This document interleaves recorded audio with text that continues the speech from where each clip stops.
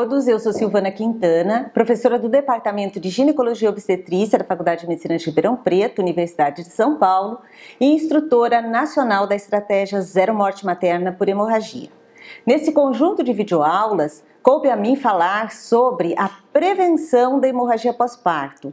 E com certeza, essa é uma das aulas mais importantes deste conjunto, visto que ao realizarmos as condutas aqui preconizadas, nós poderemos evitar todos os outros procedimentos que serão mostrados nas aulas a seguir. Falando sobre a prevenção da hemorragia, eu vou destacar a assistência pré-natal, onde durante já a primeira avaliação eu sou capaz de avaliar a presença ou não de fatores de risco para esta grave intercorrência. Além disso, a realização de exames com detecção de anemia materna e a sua correção durante a assistência pré-natal são medidas fundamentais para evitar a hemorragia pós-parto. No momento da assistência ao parto, ao trabalho de parto, devemos sempre reavaliar a presença de fatores de risco e, se possível, sempre evitar a episiotomia, que certamente aumenta o risco de hemorragia pós-parto. Fundamental, e é onde eu centrarei os meus esforços nessa aula, é o manejo ativo do terceiro período, onde a administração de drogas uterotônicas e a realização de manobras são de fundamental importância para a prevenção da hemorragia. E, finalmente, não acaba o nosso papel ao realizarmos o parto, ao termos o nascimento, a monitorização com cuidadosa avaliação do quarto período ou período das hemorragias, com cuidado dos sinais vitais da paciente, do tônus uterino e a monitorização do sangramento, são capazes de detectar precocemente intercorrências e, consequentemente, melhorarem muito o manejo e o cuidado da nossa paciente.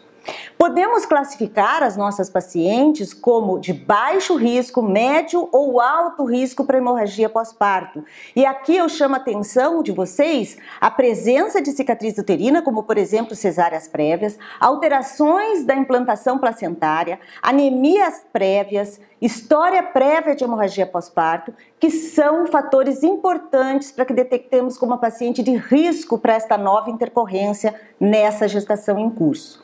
Quando eu avalio isoladamente esses fatores de risco, vocês podem observar que fatores como período expulsivo prolongado pode aumentar em até 7 vezes o risco da paciente apresentar uma hemorragia pós-parto, assim como ter tido uma hemorragia prévia aumenta em 4 vezes o risco da nossa paciente sangrar novamente. Entretanto, é fundamental que eu destaque que mais de 50% das pacientes que evoluem com hemorragia pós-parto não apresentavam fatores de risco e portanto, todas as parturientes devem receber adequada atenção e serem sempre monitorizadas para que essa intercorrência seja, quando ocorre, precocemente detectada e conduzida.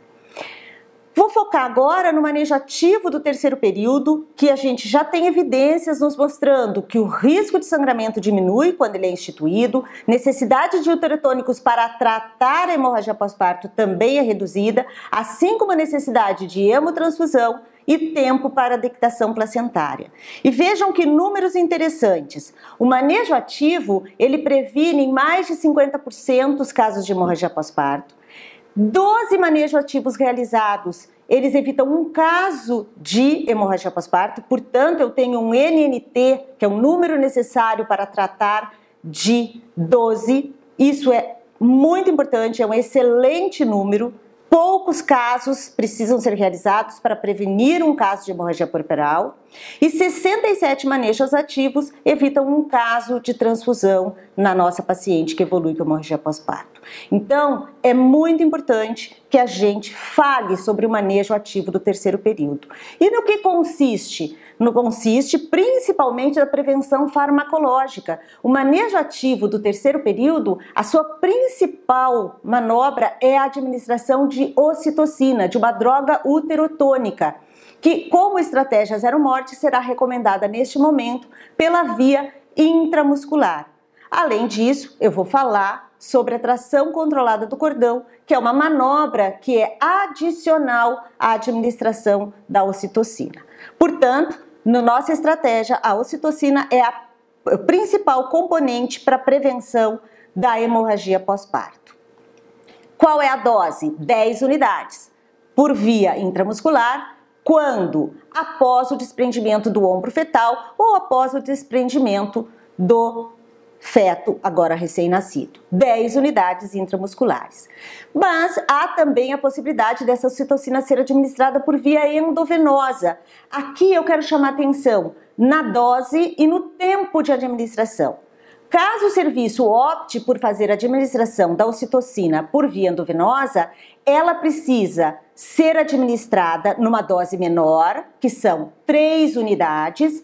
Para isso, a nossa sugestão é diluir uma ampola até 10 ml e aplicar 3 ml endovenoso num tempo maior do que 30 segundos. Então, uma dose menor num tempo maior, certo?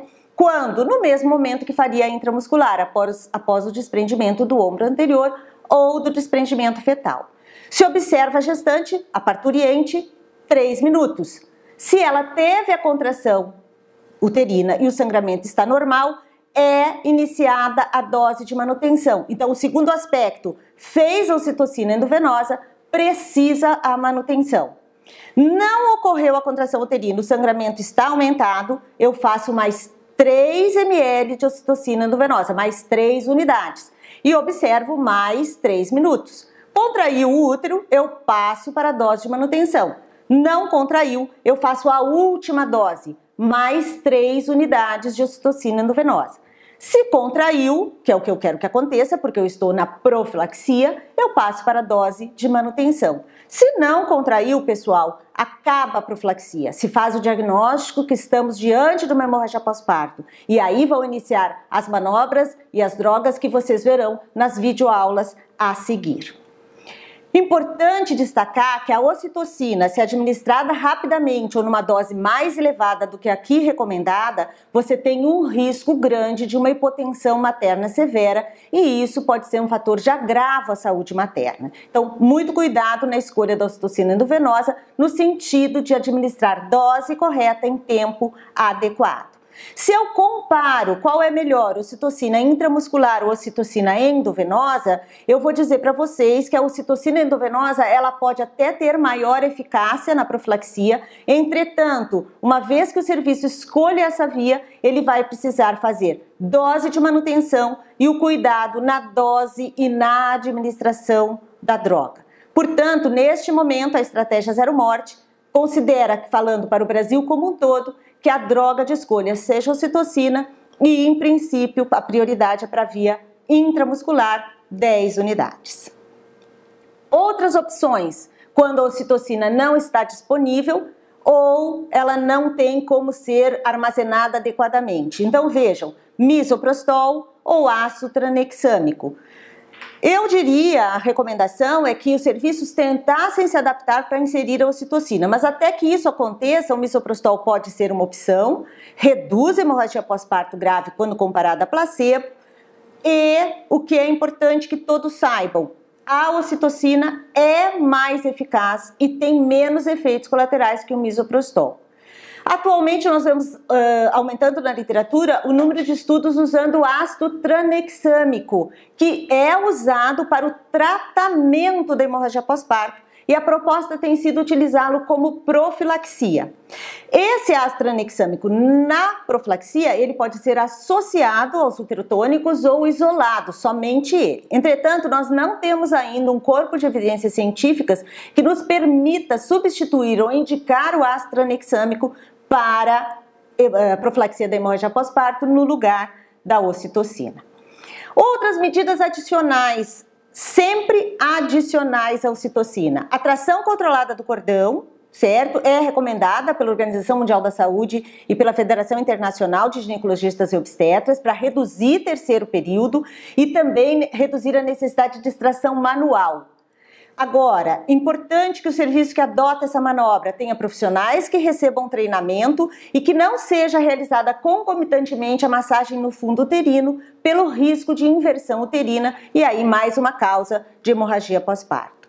E finalmente, fundamental, a vigilância do tônus uterino. Já falei previamente que não acaba a nossa assistência ao nascer o recém-nascido. Nós precisamos monitorizar a contração uterina no período pós-parto. Esse período das hemorragias, que é após a dectação placentária, é importante que a gestante seja monitorizada pelo menos a cada 15 minutos, nessas primeiras 2 horas, fazendo sempre a palpação de forma gentil no fundo uterino para fazer a vigilância do tônus uterino. Não fazem parte da profilaxia da hemorragia pós-parto, mas é uma questão até de política de saúde pública, lembrá-los do clampeamento oportuno do cordão umbilical e do contato pele a pele, onde a criança sobre a mãe já pode fazer a sucção do mamilo e isso, liberando a ocitocina, pode ajudar na contração uterina e de uma forma indireta levar à profilaxia também. Destaco aqui que, independente do risco da nossa paciente, baixo risco, médio ou alto risco para hemorragia pós-parto, todas devem receber o manejo ativo do terceiro período com a ocitocina, aqui preferencialmente recomendada por via intramuscular.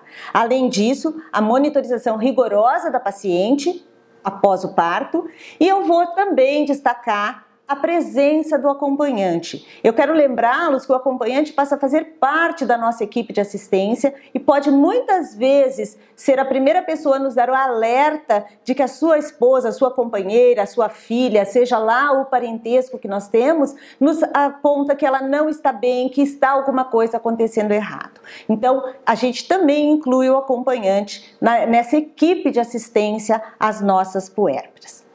Finalmente, as nossas lições de casa. Todas as maternidades devem adotar um protocolo assistencial para o manejo ativo do terceiro período. A maioria das pacientes que têm hemorragia pós-parto, pessoal, não tem fator de risco. Portanto, todas as parturientes devem receber o manejo ativo do terceiro período e a droga de escolha recomendada na nossa estratégia é a ocitocina. Caso o serviço escolha a via endovenosa, é importante o cuidado com o tempo de administração, com a dose de administração e é obrigatória a dose de manutenção. Finalmente, tração controlada de cordão e vigilância do tônus uterino são sempre adicionais, ou seja, associadas à ocitocina para a prevenção da hemorragia pós-parto.